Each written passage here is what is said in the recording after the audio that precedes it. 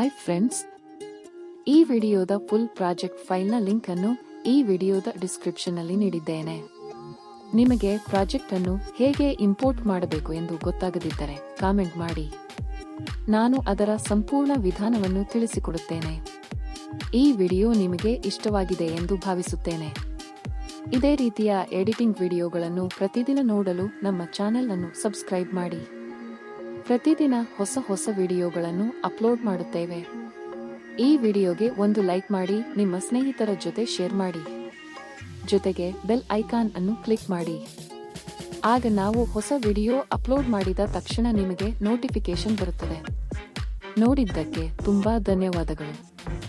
Thank you for watching.